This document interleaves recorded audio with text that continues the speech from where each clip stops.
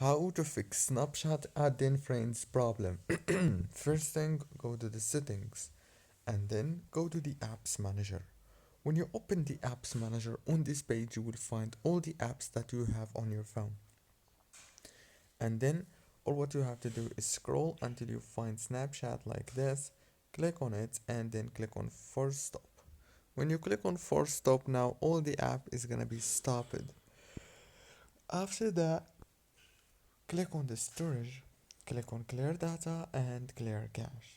And that's it. Now go back, go to the settings again, click on the wireless add networks, and then enable the airplane mode like this and disable it.